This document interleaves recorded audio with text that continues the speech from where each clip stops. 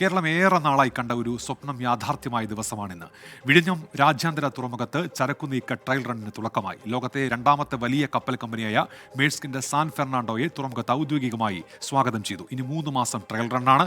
2028 സമ്പൂർണ്ണ തുറമുഖമായി വിഴിഞ്ഞം മാറുമെന്ന് മുഖ്യമന്ത്രി പിണറായി വിജയൻ പറഞ്ഞു.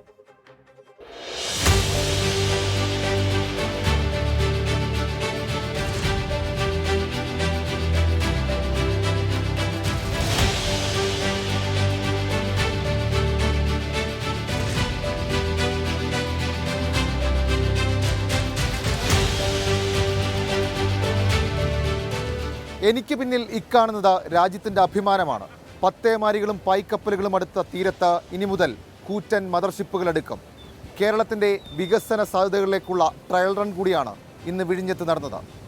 കേരളത്തിൻ്റെ പതിറ്റാണ്ടുകളായുള്ള കാത്തിരിപ്പാണ് അവസാനിച്ചത്. 2015 നിർമ്മാണം ആരംഭിച്ച് 9 വർഷം കൊണ്ട് നിർമ്മാണം പൂർത്തിയാക്കി ഇന്ന് ഔദ്യോഗിക ചരക്ക് നീക്കത്തിന് തുടക്കം കുറിച്ചു. മുഖ്യമന്ത്രി പിണറായി വിജയൻ കണ്ടെയ്നർ ബർത്തിൽ മദർഷിപ്പ് സാൻ ഫെർണാണ്ടോയ്ക്ക് സ്വീകരണം നൽകി.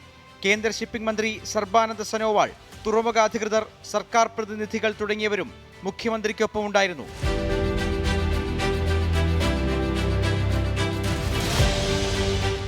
ഔദ്യോഗിക ചടങ്ങിൽ മുഖ്യമന്ത്രി ട്രയൽ റണ്ണിന് തുടക്കം കുറിച്ചു. വിഴിഞ്ഞത്തെ വികസനത്തെ എടുത്തു പറഞ്ഞ മുഖ്യമന്ത്രി മൻമോഹൻ സിംഗ് സർക്കാർ പദ്ധതിക്ക് അനുമതി നിഷേധിച്ചതിൽ വിമർശനമുയർത്തി. ഉമ്മൻചാണ്ടി സർക്കാരിനെ കുറിച്ച് പരാമർശിച്ചതേയില്ല.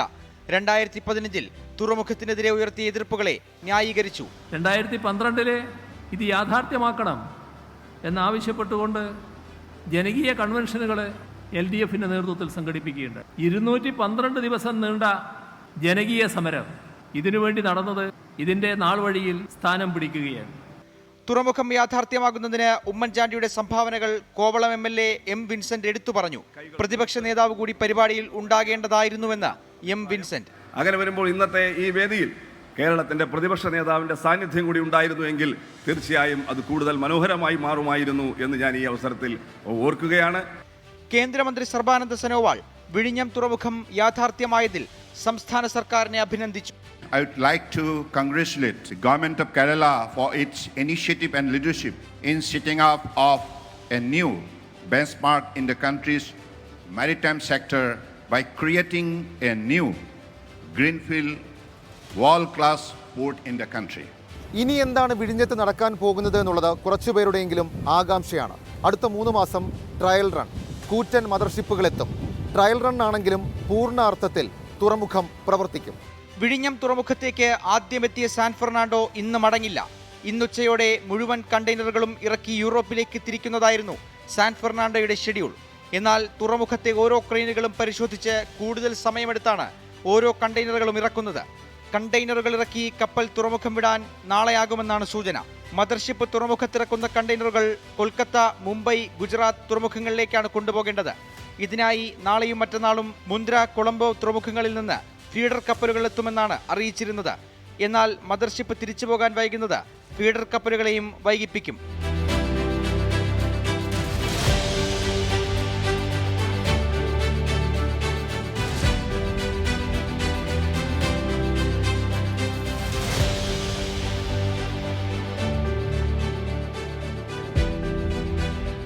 സമുദ്ര സമ്പദ് വ്യവസ്ഥയിൽ കേരളത്തെ നിർണായക കണ്ണിയാക്കുന്നതാണ് വിഴിഞ്ഞം തുറമുഖം. വിദൂര തുറമുഖങ്ങളിൽ നിന്ന് ഇന്ത്യയിലേക്ക് എത്തുന്ന ചരക്ക് ഇപ്പോൾ കൈകാര്യം ചെയ്യുന്നത് ദുബായ്, കൊളംബോ, സിംഗപ്പൂർ തുറമുഖങ്ങളാണ്. വലിയ മദർഷിപ്പുകൾക്ക് സുഗമമായി എത്താൻ കഴിയുന്ന വിഴിഞ്ഞം തുറമുഖം കമ്മീഷൻ ചെയ്യുന്നതോടെ ലോകത്തിന്റെ വിശാല സാധ്യതകൾ വിഴിഞ്ഞത്തെ തേടിയെത്തും. വൻതോതിൽ വിദേശ നിക്ഷേപ സാധ്യതയും കേരളത്തെ കാത്തിരിക്കുന്നു. കേരളത്തിന്റെ വികസന ഭൂപടം മാറ്റിമറിക്കുന്ന അഭിമാനകരമായ നിമിഷങ്ങളായിരുന്നു ഇന്നലെയും ഇന്നും. തെക്കു പടിഞ്ഞാറൻ കടലിൽ ഉദയസൂര്യനെ പോലെ നമ്മൾ കണ്ട സാൻ ഫെർണാണ്ടോ വരാനിരിക്കുന്ന നല്ല കാലത്തിൻ്റെ ആദ്യ കാഴ്ചയാണ്.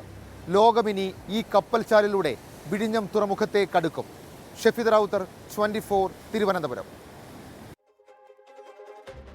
അപ്പോൾ നിത്യ ദിനേശ് പറയുന്നുണ്ട്, നാടിൻ്റെ വികസനത്തിൻ്റെ ഉത്തമ ഉദാഹരണമാണ് വിഴിഞ്ഞം തുറമുഖം എന്ന് പറയുന്നുണ്ട്. കുമാരൻ പറയുന്ന ഇതിൻ്റെ ഭാവി എന്താകുമോ എന്നൊരു പ്രതികരണം അദ്ദേഹത്തിൻ്റെ ഭാഗത്ത് നിന്നും ഉണ്ടാവുകയും ചെയ്യുന്നുണ്ട്.